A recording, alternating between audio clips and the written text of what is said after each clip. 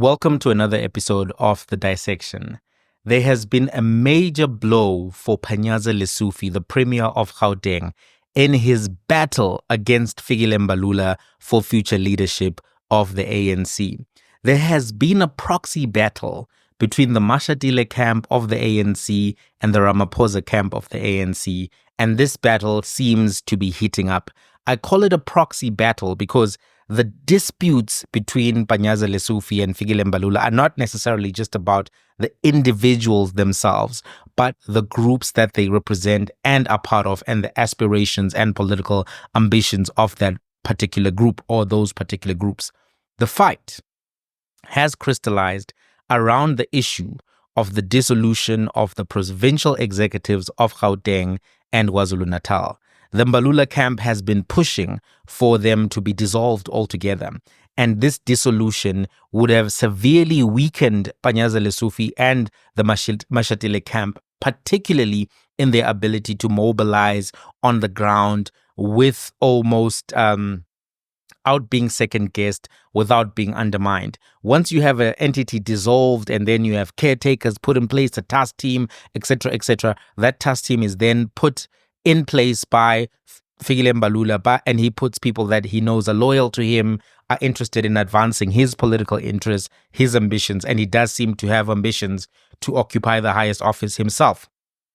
Every politician has those ambitions. So yesterday, an announcement was made by Fikile Mbalula, and this is what he had to say. The NEC resolution on Gauteng and KwaZulu Natal.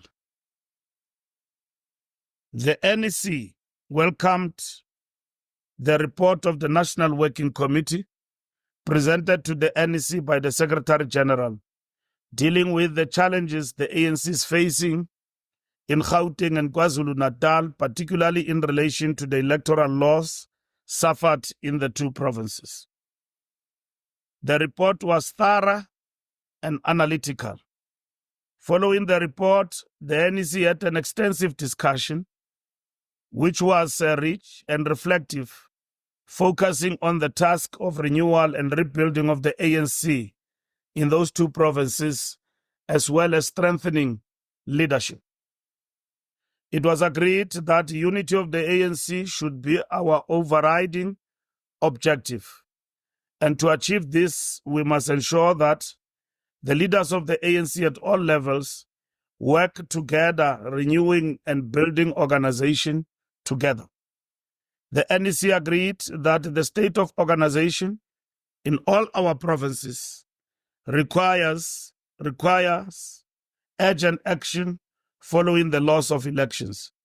However, the loss the ANC suffered in the two key provinces required immediate action, as the two provinces were not only the most populous, but economic hubs of the country. There were extensive debates on the action that needs to be taken to strengthen the ANC in the two provinces. The NEC agreed that not taking an action was not an option. There were extensive discussions on the issue of the dissolution of the PCs or how best they can be strengthened. The NEC agreed that the overriding objective is how the ANC can be strengthened and rebuilt in the two provinces.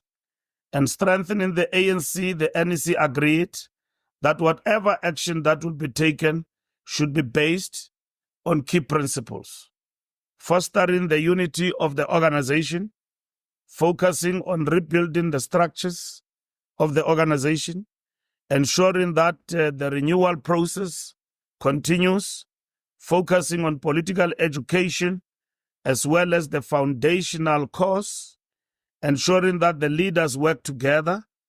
NEC members assist with the rebuilding of our branches in all provinces, utilizing the capabilities of past leaders both nationally and provincially in the rebuilding process.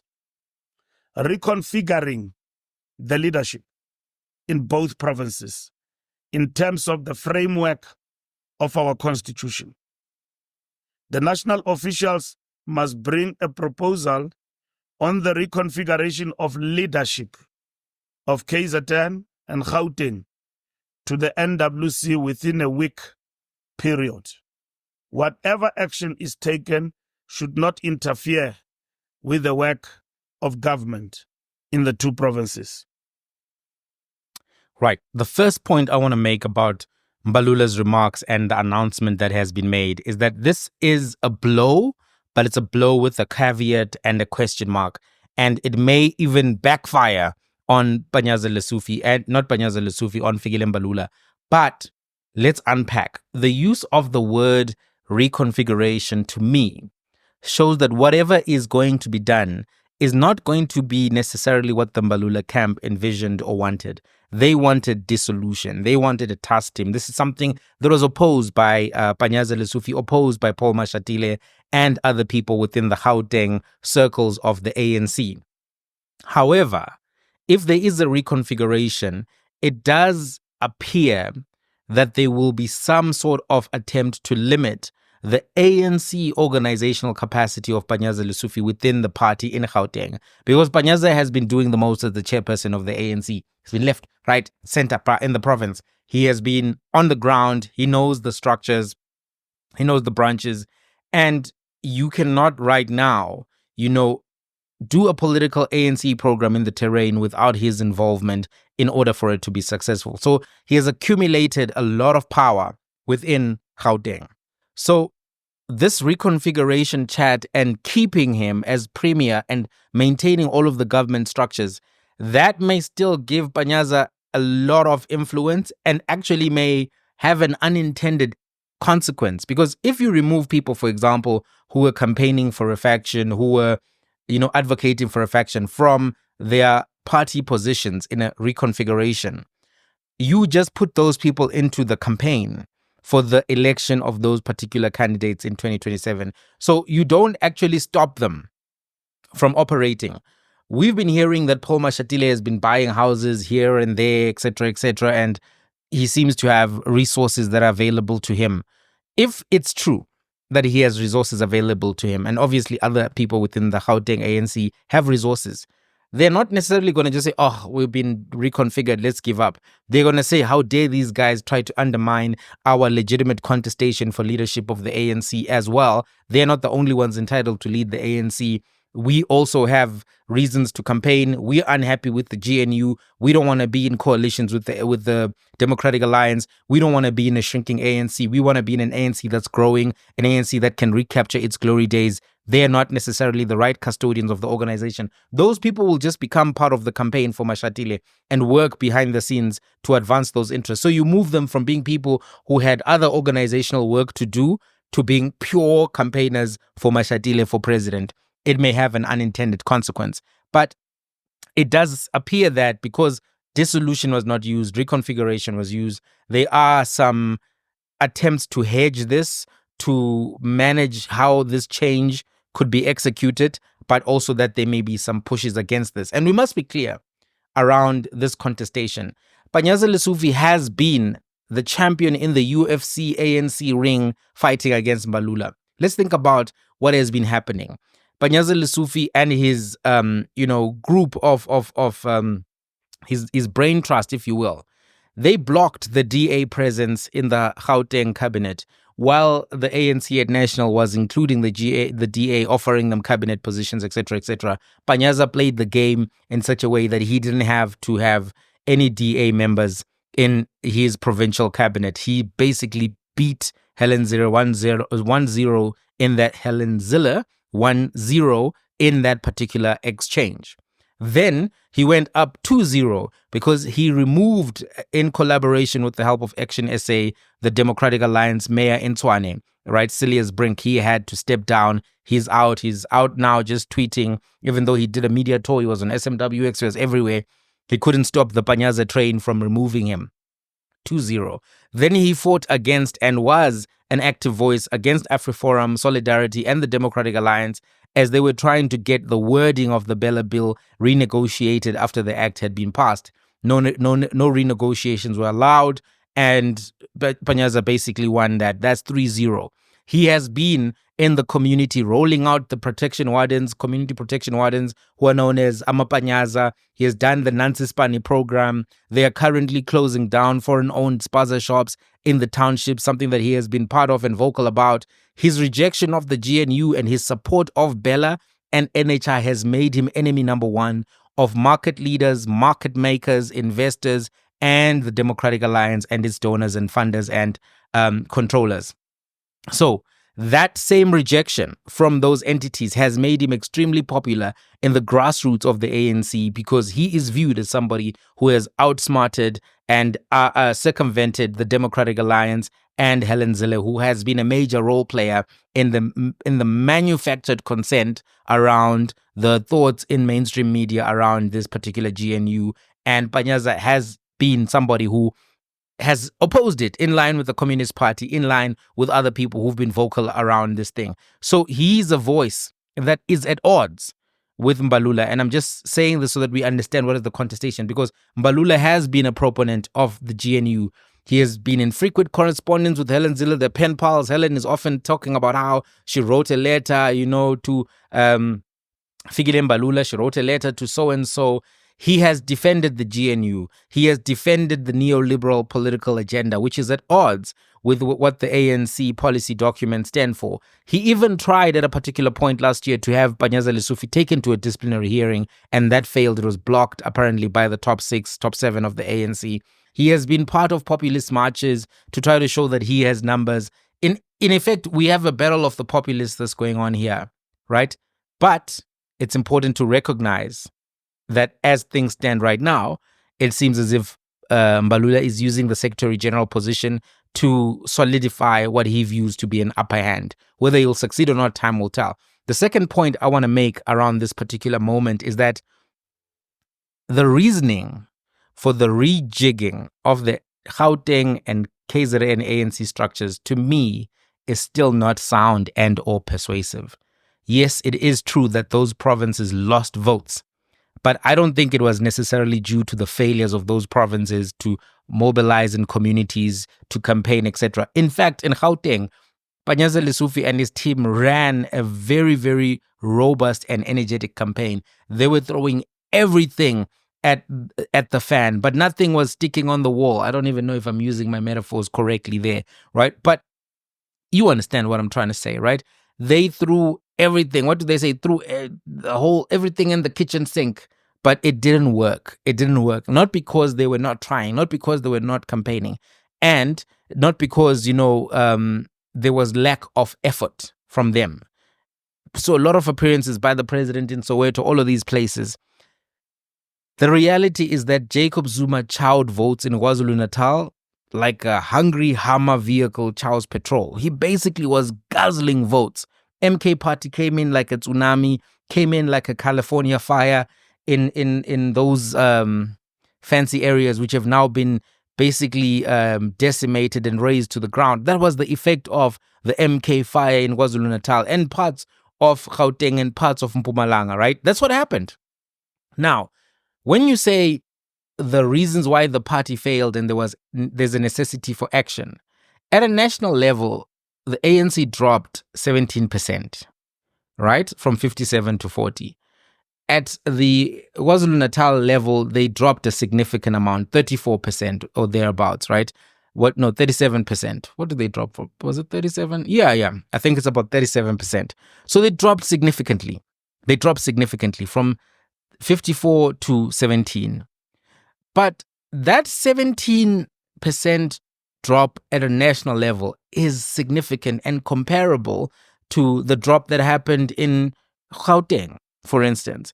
So if you were saying we need to take urgent action to reconfigure the KwaZulu Natal and ANC in Gauteng, why is there no need for urgent action and the same argument at the national NEC level? Right? Because if we extrapolate, the economic decisions taken by the Minister of Finance, by Treasury, did contribute to tough economic conditions. There were budget cuts, there was an austerity approach, and austerity notoriously does not stimulate the economy, does not necessarily create jobs. And you could see that, the jobs created in 2024, I think there were 100,000 jobs created cumulatively across the 4 quarters. And then when you look at the low growth environment, the economy grew at 0.4, and in the last quarter actually dropped some growth figures and actually shrunk. So when you think about that, the issues of load shedding were national issues. The failures of the economy to grow, employment to materialize, and the delay in fixing load shedding, these are all things that can be attributed to the national level. The reality is also that the new dawn did not deliver on the promises. People went from tumamina to, tumile, but auzanga na luto, which is translated means we sent you, but you didn't come with anything. Or rather, they said aungitsheli loko at the end, because they were not happy now to hear about dintswalos when they were not seeing changes in their lives. The new dawn did not deliver. It turned out, as has famously been said, to be an old Vaseline and not a new dawn, right? People did not buy the story of Dintswalo. In other words, the issues that people were frustrated with, crime is a national competency, right? Electricity was a national thing. Quality of education is a national thing. Healthcare provision is a national thing. People were not happy with national. So if you just say, no, we need to fix these 2 provinces because we did so badly, what about national? It was senior leadership that took a set of decisions that forced Jacob Zuma out of the party. The reality is things didn't have to be this way, right? The ANC didn't have to be at loggerheads with Jacob Zuma right now. Jacob Zuma could be in Kandla chilling. But decisions were taken, right, to make sure that he would face certain types of humiliations, certain types of consequences that even apartheid-era presidents didn't face. And that put the man on the defensive. And if you don't think politicians on the defensive can cause a lot of problems, look at Donald Trump right now. He's re-elected president of the United States of America, right? In part because he felt that he was not treated fairly, and he's back in the White House. So some decisions were made, and there's been a failure to account for those decisions by some people within the ANC to say, did we handle the Jacob Zuma matter with the right approach? Right? Thabo Mbeki tried to fire Jacob Zuma. He came back, defeated him at the next conference, and became president of South Africa. So it's not like people didn't know that there is a Zuma tsunami. He was singing Mshini Wami and all of that. Then he came back now singing Wenzenu Zuma. And they were saying Gwazam Konto. And they did Gwazam Konto. So if we're saying that, there's need to restructure the ANC, etc., at what point does that extend to the people who are at the top making the decisions that actually created the Jacob Zuma tsunami that came to whiplash the ANC and even the EFF? When does that conversation happen? The third point I want to make is that it looks like KwaZulu Natal and Gauteng, their structures are putting up a fight. They're not going down without a fight, as they say on ENCA. It looks as if they are going, not ENCA, ETV, sorry. It looks as if they're going to the streets. They're going to be speaking to members directly. Both KwaZulu Natal and Gauteng have rallies which are planned for this weekend. Fikile Mbalula has said these rallies should not happen as they are waiting for the restructure, the reconfiguration proposals, etc. But it seems as if they are willing or intending to defy him and continue to have those meetings. And last time, when Panyaza Lesufi was at these meetings, and even when the KwaZulu Natal guys were at the meetings, they were really taking offense at themselves being blamed exclusively for the electoral losses. They challenged the narrative that they are the ones who are to blame. So if these things go ahead, we'll see some very, very strong speeches from Panyaza Lesufi and Dustumo this weekend. And those speeches, I don't think that they'll be embracing what is being proposed or being attempted by Fikile Mbalula and his side of the ANC. Ultimately, I want to say something. This approach to try to, dissolve the provincial executive committees, even though they are saying they're doing it in the name of unity and renewal, I'm not sure that they're going to achieve the outcome of unity. I think that there have been times when people have been dealt with by party leaders in ways, and then it was just called renewal, where it could work. But I don't think the ANC is still in a position of 60-something% dominance where they could take these types of drastic actions which wouldn't have consequences on them. I think that they are playing a highly risky game by trying to, create new ruptures and fractures within the party at this particular time. In fact, I want to put to you that sometimes this label, renewal, it has been used in ways that seem to be describing dealing with political opponents and not particularly fixing systematic issues within the organization or renewing the organization or refreshing the organization, right? And it seems if they do this in a way that angers key players in KwaZulu Natal, in Gauteng, then the ANC may actually come out weaker. And then the only people who would benefit from that weakness, to be quite honest, would be the MK party and the Democratic Alliance. And I don't think that's what the ANC wants. So I'm not sure about this direction of reconfiguration. Personally, if I was within the ANC, I'd tell everybody to hold their horses.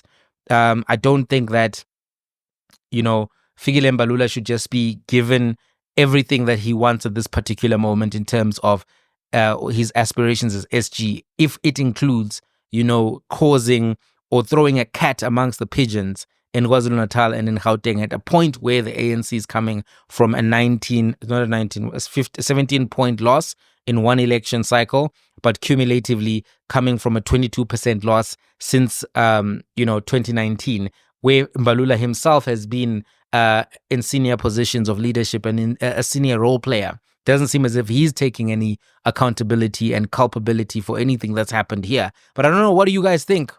Do you think that Mbalula is making a play for, the number one position? Or am I reading too much into it right now? So much is happening within the ANC. Mbalula himself is coming out of a scandal where he went on a yacht while everyone was going to Robben Island on a ferry. And there's another episode I'm going to do shortly, which is about the new issues that have come up pertaining to the Minister of Smoking Them Out, Khumbudzo Ntshavheni. But that's another episode which will come out real soon. You'll see it real soon. But if you've been watching all the way to the end, thanks so much for watching. Thank you for being part of the dissection journey. Hey, people are angry about the dissection. We're telling the truth. We're saying things that people don't even say on mainstream media. I saw people were complaining. They're like, no, my other video. They're like, no, it's not a snub. How do you define a snub, etc., etc.? And they hadn't even watched the video. Let's watch videos before we comment. I know you guys watch and you comment and we have healthy conversations. Some people who are just trying to, when they are finding the dissection moving at this particular point, hey, they have to move with us. They have to understand these are video essays. They are video essays, and we cover and we look at things from a variety of angles. Thanks so much for watching, everyone. Don't forget to subscribe. Till the next one. Peace.